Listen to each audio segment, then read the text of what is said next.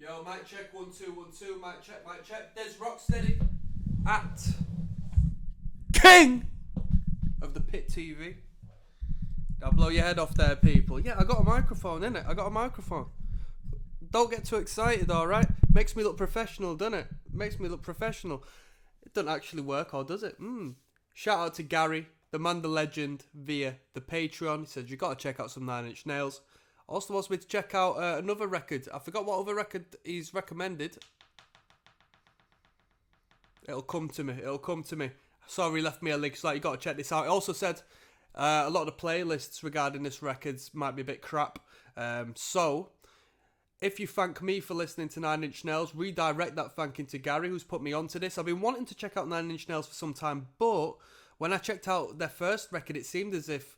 Now, correct me if I'm wrong, because it was a while back when I initially checked, but it seemed as if there were some longer songs, and I've got the mind of a goldfish. When I saw a few longer length titles, I thought, fuck, you know what I mean? So I've been trying to get into Man of War as well, but the first album, like the first song's like 20 minutes long, and it's like, whoa, I need to put some time in my calendar to listen to a song. That's crazy to me, man.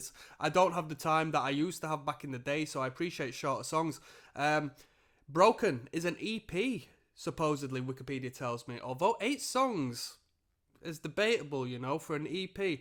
Do any of you music aficionados want to tell me the difference between an EP and an LP? Because I would assume 8 tracks is LP worthy, right? Or is it the length?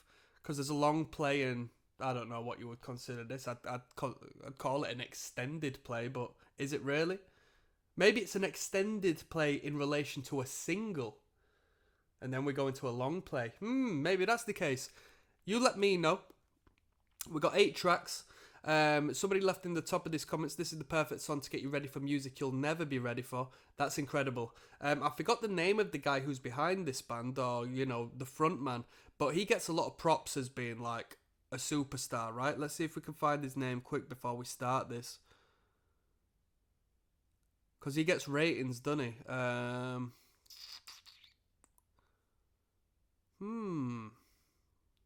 Well, you know what? I know before I can even find it. Trent Reznor is the guy, innit? Trent Reznor. I don't know what to expect. I know we're going to get into some industrial-esque stuff, but I don't know what degrees of extremity we will have in this band. It's going to be an incredible experience. This is when I talk about music reaction videos, this is a real, honest, out of the dark reaction. I have no clue whatsoever what I'm expecting here. Mic check. Just got to keep it checking, people. You never know,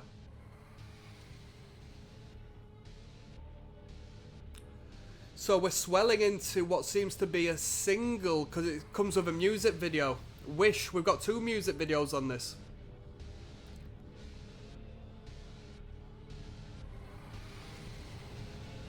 Is this gonna be metal? I don't know.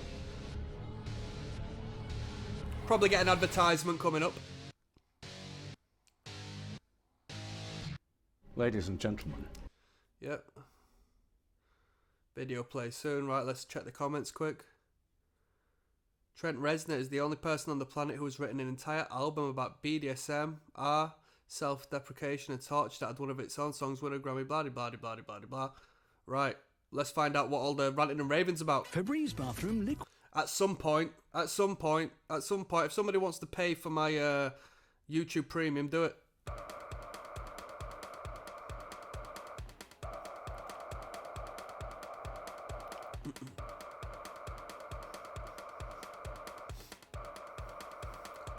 Punk rock beat there.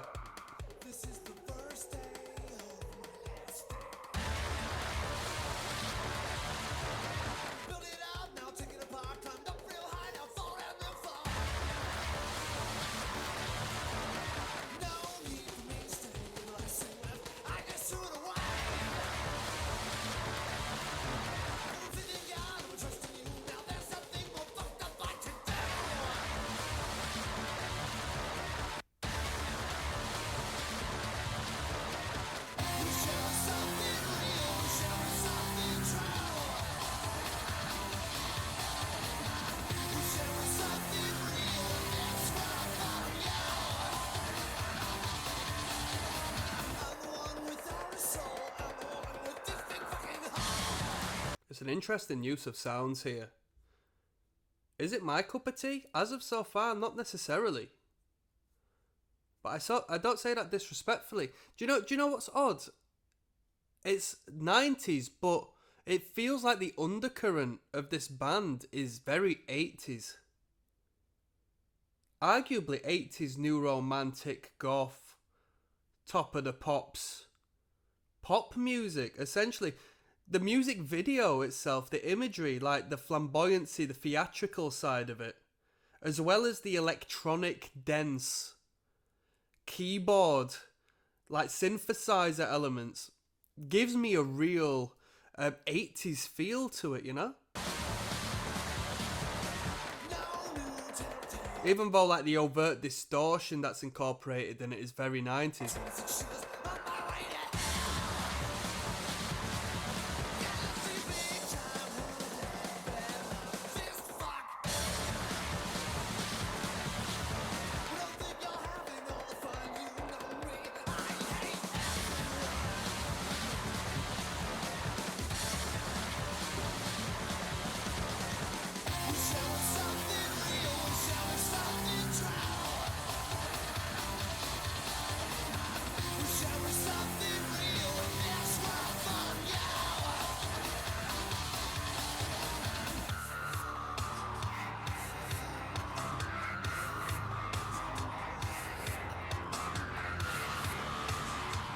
What label put this out?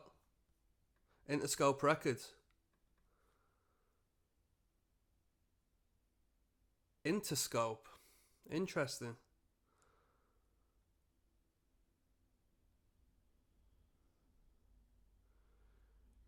Because the thing is, right, I always believe, like, when it comes to these mainstream acts, there's always an ulterior motive.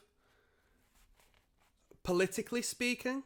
You know, I don't think these labels, these mainstream labels, sign artists purely based on the music.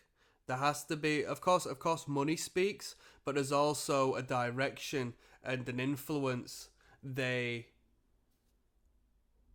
arguably need these artists to possess, if not a direction they need these artists to go, to sort of sway public direction. I think there's a lot of social engineering that goes on with the music labels. I may call it conspiracy, but to see a band like this getting Grammys in the comments, people are talking about the Grammys, and I said 90s. This was actually 89, supposedly copyrighted in 89. So I take that back in regards to it being a 90s band and it seeming 80s. I guess it's self-explanatory if it is literally from the 80s. But Interscope Records, like top dog player, especially back then and in the 90s, signing this band and then them getting a Grammy, which is incredible. And you know, when it comes to stuff like that, it's nothing to do with talent. Not being harsh on the band, but it's not to do with talent. It's all politics, isn't it? It's all industry. It's all entertainment and theatrics. It's none of it really is about the music.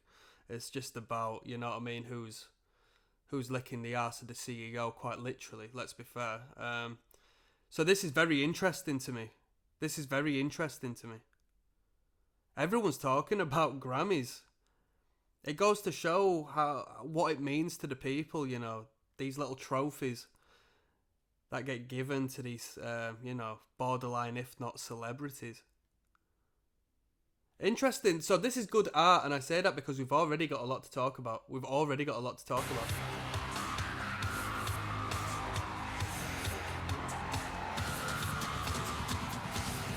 Yeah, before we get into a dialogue about CEOs and stuff like that, bruh, I'm a punk rocker, dude. Like, it's all in jest. That stuff definitely doesn't happen, does it?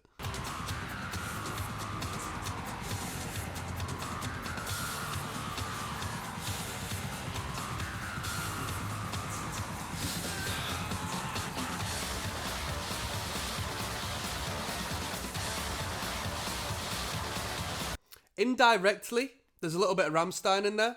I guess because they're both under the banner of industrial, and I'm a complete noob when it comes to industrial music. I mean, when I was younger, the only like industrial stuff I had heard was a little bit of Fear Factory. That was about it.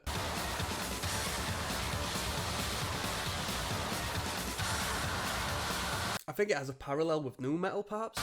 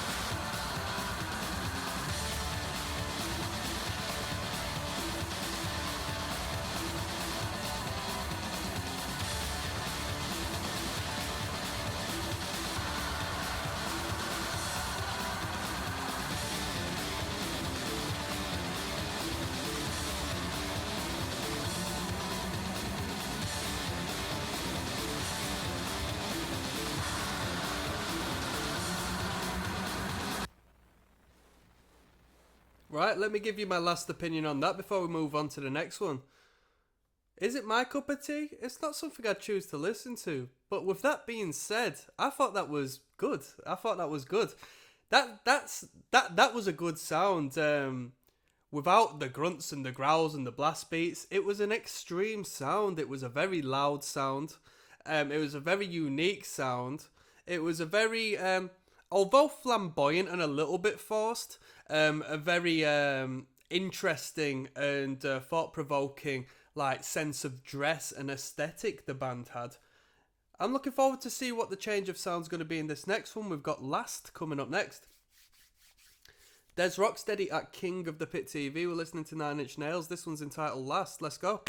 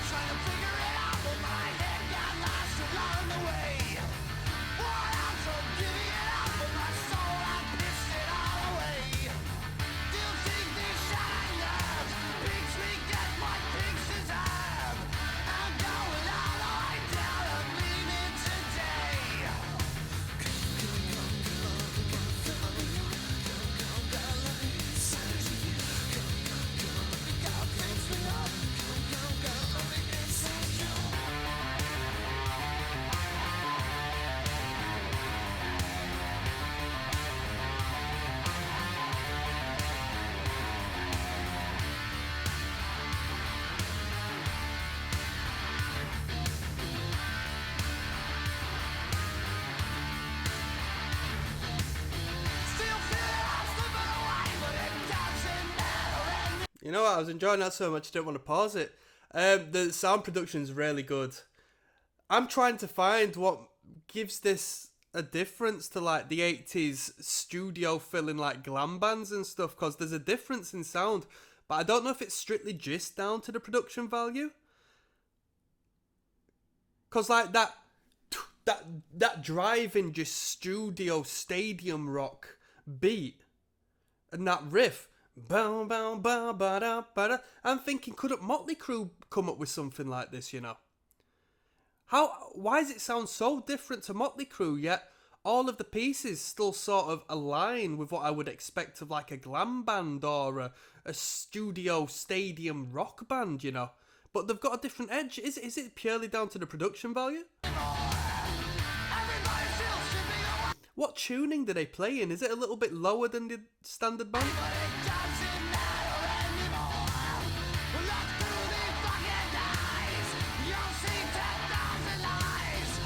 I prefer this a lot more than Wish. This should have been a music video. This is sick.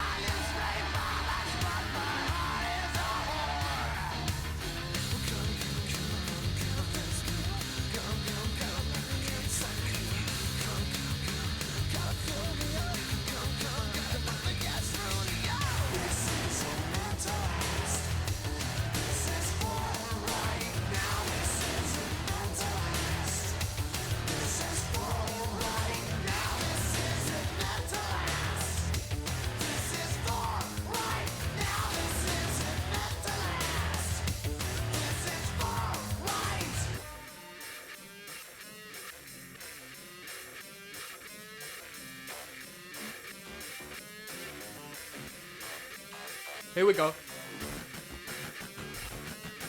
Nice.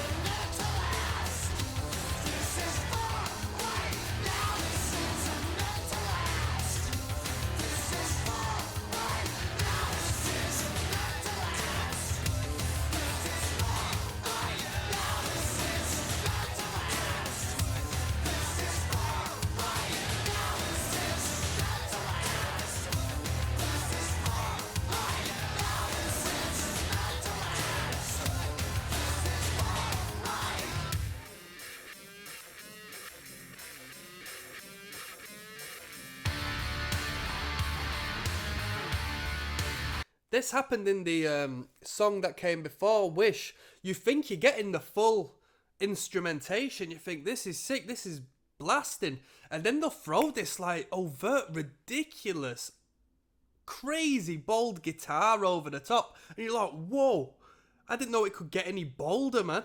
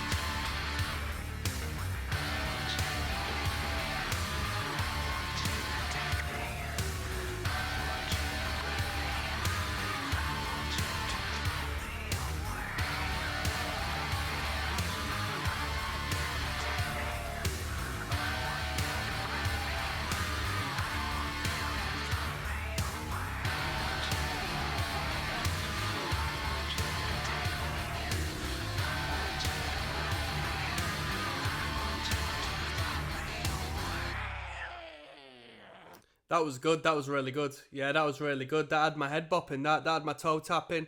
That had all the good things moving. That was good. We got Help Me, I Am in Hell coming up next.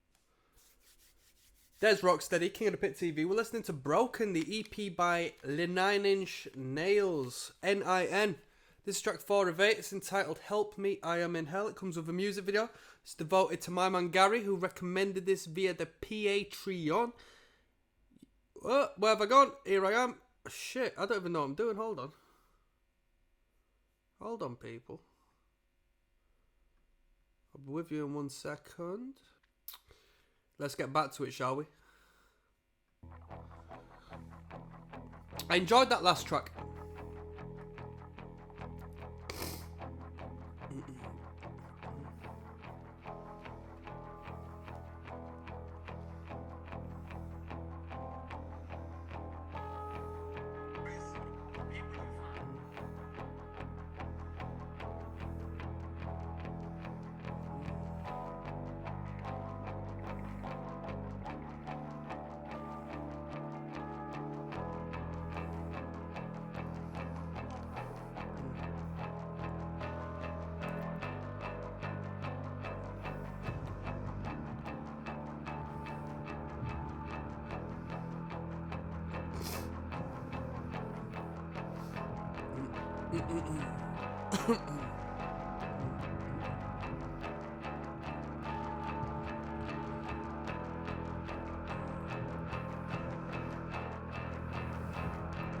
Isn't it weird how flies just go and die in liquid? I've been somewhere as of recent where there's a bit of an issue with a dead rat in the walls and a few flies popped about, and they just ended up like just killing themselves off in Like pint glasses.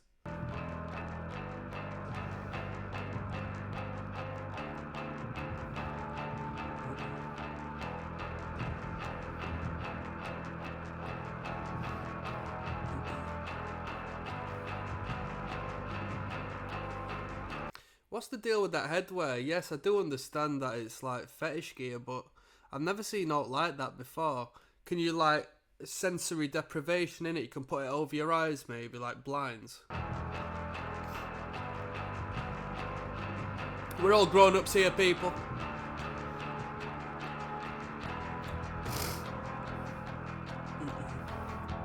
So this is an interlude from song to song, but they've put visuals to it. That's pretty unique.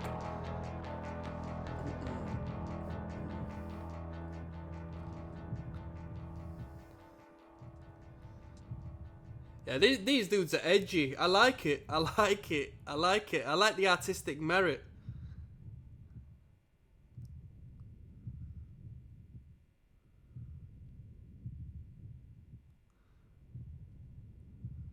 So I think I've seen somebody theoreticizing it in the comment section. Let's see what their opinion is. For those saying he sees himself as a piece of crap and that's why there are flies all around him, take note. There are no flies on him when he's dressed up in the gear. Help Me, I Am in Hell is about feeling out of place and disgusting when behaving as a normal member of society. It's only when he revels in what others consider to be dirty that he feels clean. That's an interesting statement, right? An interesting declaration. Everybody's over-interpreting. The guy's only having a good meal and he's invited his friend for dinner. Interesting, yeah. Yeah, interesting. Right, let's continue onwards. Happiness in slavery. I don't know what to consider of that, but it was artistic, inventive, something to talk about. It wasn't tasteless. You know, sometimes it can just be a bit too overt, and you're just like, they're doing this for shock value. That was portrayed in quite a well manner, I thought. There's Rocksteady at King of the Pit TV. We're listening to 9 Inch Nails. This one's entitled Happiness in Slavery, which might have direct correlation to the visuals we just saw in the prelude to this, which was Help Me, I Am in Hell. Let's find out.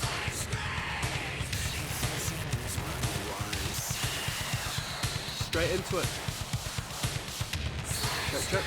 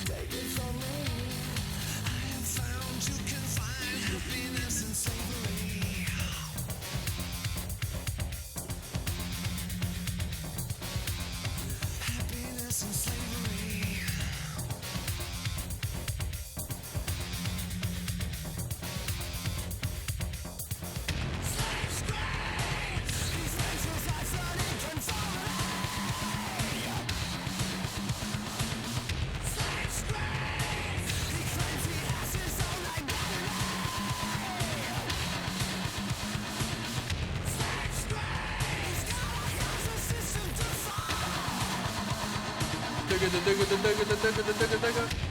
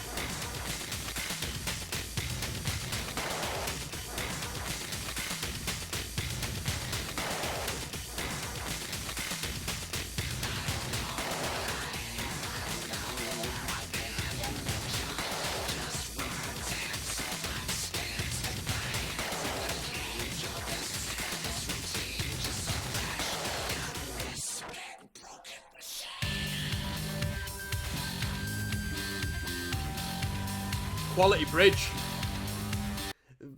And this came before Rammstein, right? As far as... You tell me. Where is this band in relation to Rammstein? Because this bridge section, the drums remind me a lot of Rammstein's just driving forward beats at times. Like the verse sections they have.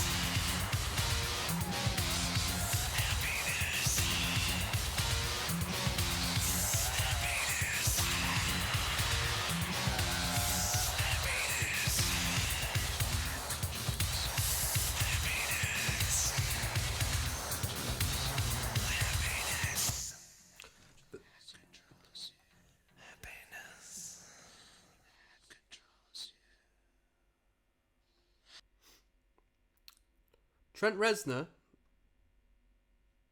with the BDSM wear and stuff, I know, I haven't heard this of him, so I don't think it is the case. But when it comes to all that leather stuff, I do associate it with, homosexual fetish practice. It's very kinky in a realms I'm quite unfamiliar with when it comes to like the heterosexual man, because it feels like it's very submissive in nature, and although that is the perfect balance between the masculine and the feminine, I don't know any men who's really in, well, the circles I move in, I don't really move around too many people who are like not heterosexual, in all honesty.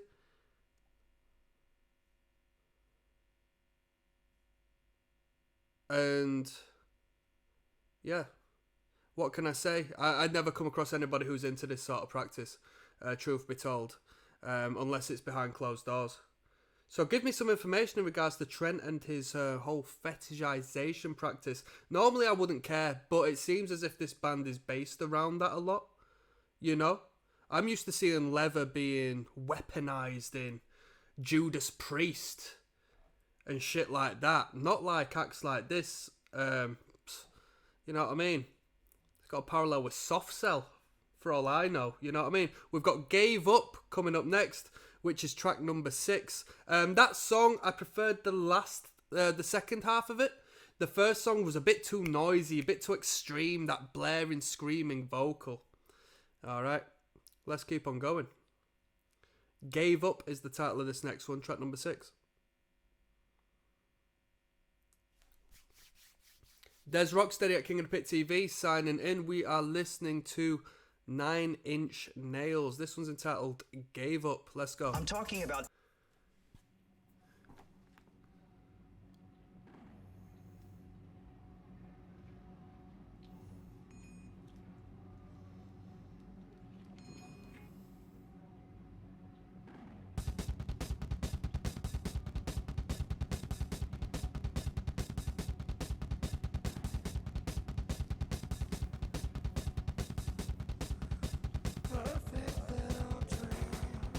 Shout out to Gary, my man.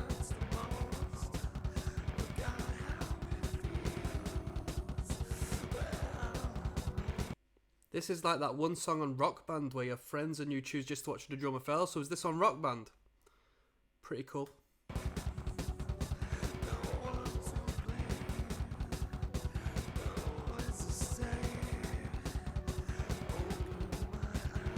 Someone says, consider it's done by a machine, of course. They're going to fail it. It can't be played by a person. Is that true? We'll see where the drum beat goes, but this just sounds heavy metal drumming.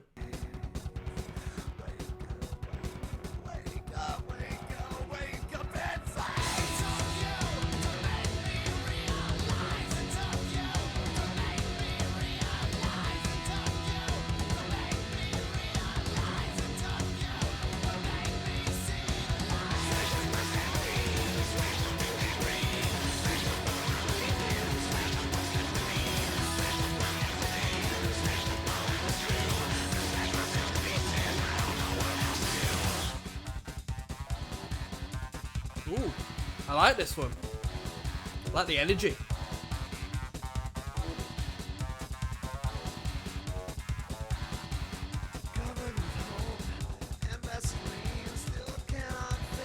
Drums are definitely the forefront of this one, right?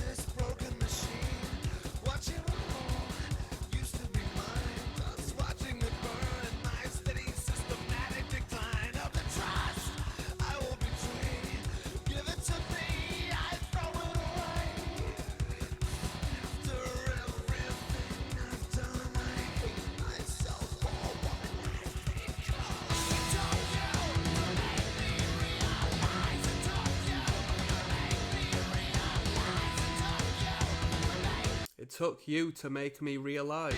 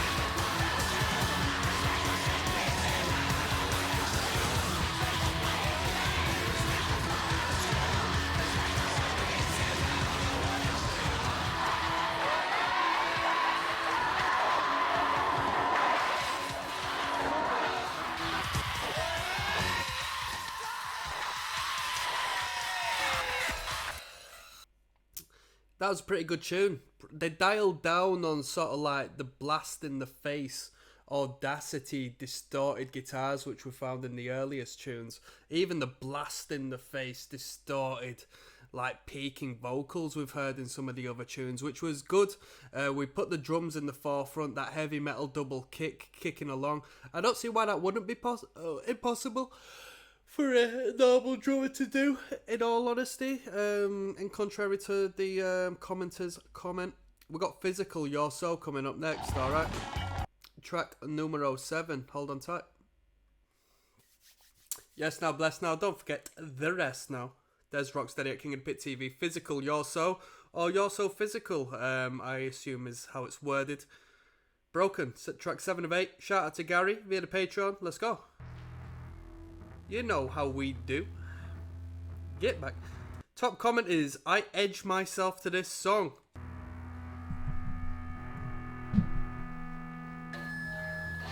Oh my god, same.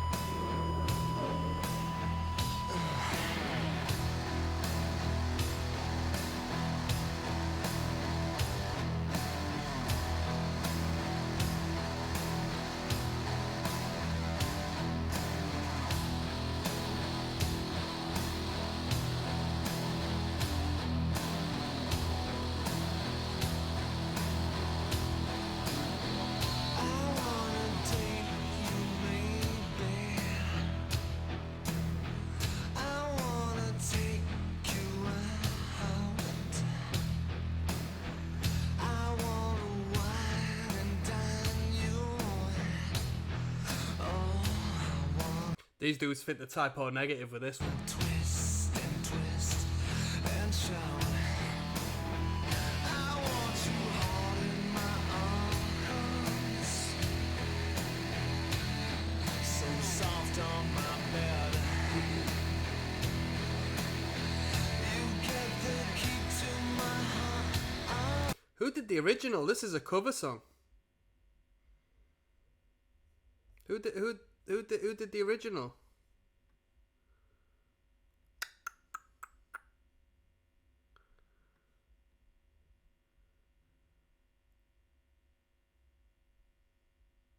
Adam and the Ants. Written by Adam and... This was that 80s I was talking about right at the start of this record. Yeah, most definite. That's exactly what I was on about.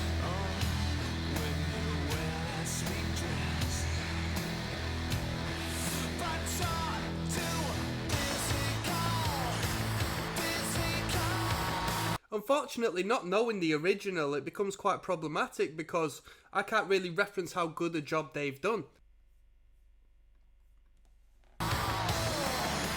It's a shame because aside from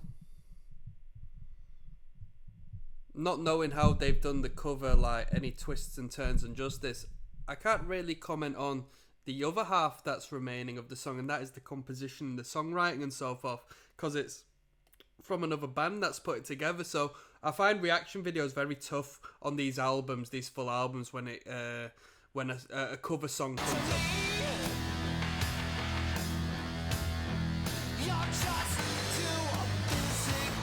Only thing I know about Adam and the Ants, by the way, is that Prince Charming song.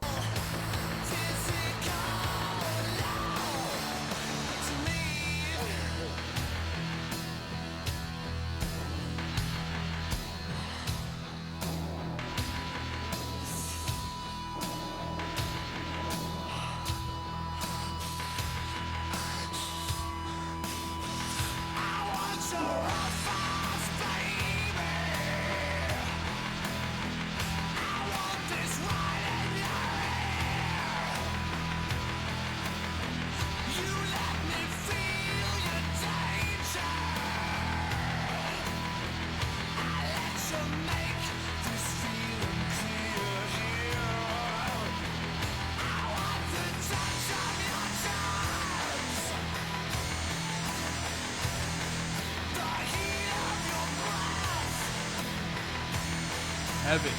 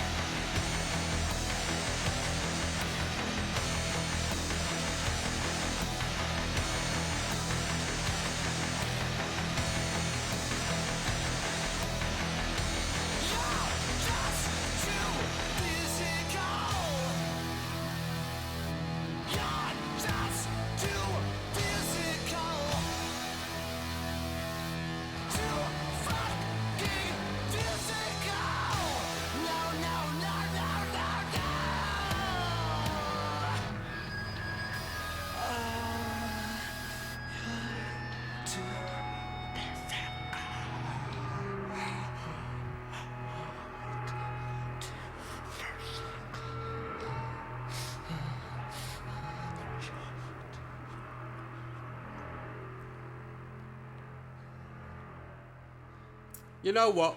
Having not heard the original, I really enjoyed that. It made me want... You know what?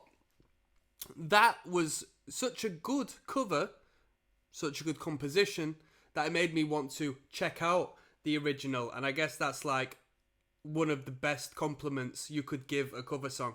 If it was the first song you heard, it'd make you actually want to go and check out the original artist, purely down to the fact that they executed it so well. It struck an intrigue of where the roots were. So that was good. Yeah, that was good. It reminded me of something, a particular band sound, but I can't put my finger on what it was exactly. Let's keep on moving. We have got Suck coming up next, alright? There's ROCKSTEADY at King of the Pit TV signing in. And signing out, considering this is the last song. 8 of 8. We've been listening to Broken, as recommended by Gary via the Patreon. This one's entitled Suck. Okay, let's keep going. Yes, now bless. Now don't forget the rest. Now there's ROCKSTEADY, King of the Pit TV. Last track of the Broken EP by 9 Inch Nails, track 8 of 8. It's entitled Suck. Let's jump in, shall we?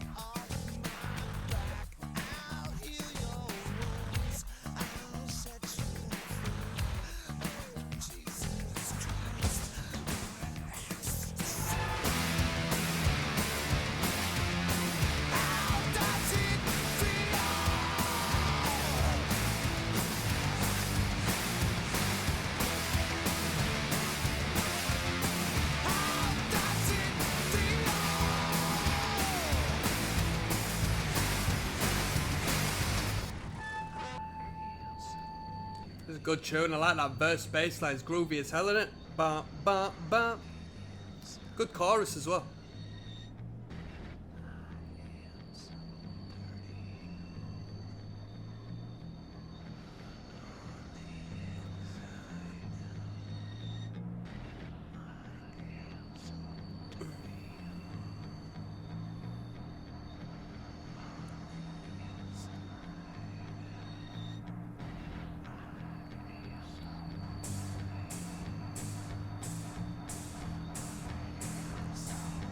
Let's go.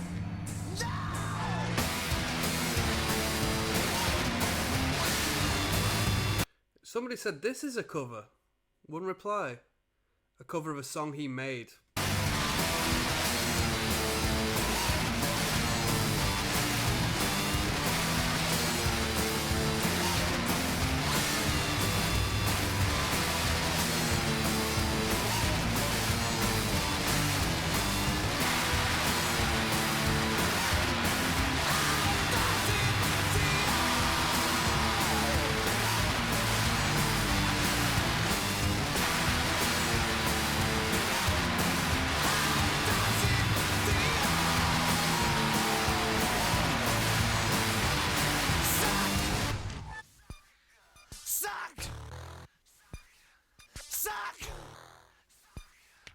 suck.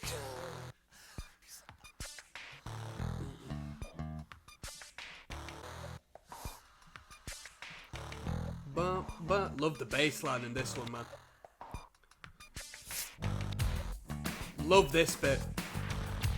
It's hard, man. Little dance floor filler, you know?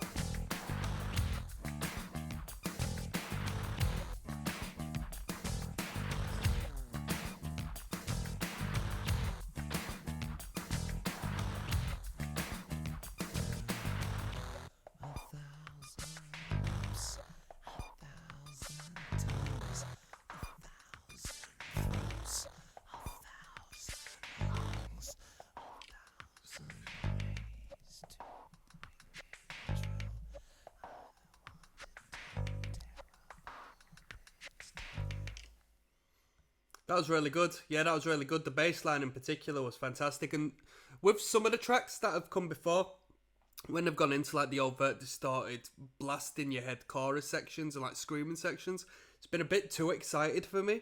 But this one worked, like the change of the dynamic from the chorus to the verse. I still like the chorus, even though it was like that overt shouty sort of element to it, which I know we talk about metal and punk music and stuff primarily, but there was they sort of go a little bit extra on the harshness, I find sometimes. It's all part of the edge of the band, I understand it. But that was Broken by 9 Inch Nails. Going to do one last video where I give an overview of my final thoughts of this record. I will call it a day, so peace, one love, I'll see you there. Yo, yes, now, bless now, don't forget to rest now. There's Rocksteady, King of the Pit TV, signing in with a little review. We just listened to 9 Inch Nails EP entitled Broken. It was recommended on the Patreon through my good friend Gary. Says you got to check out this 9 Inch Nails, and I had a little background check to see where it sort of was in the grand scheme of things, because I've been intending on getting into 9 Inch Nails on this channel before. LPs, the first LP seemed to have a few longer songs on it, so I was a bit shook, a bit wary to get into the listen through, because I'd need a lot of conscious effort. Bro, I got ADHD central, so as much as I like listening to music, I get scared by long tracks.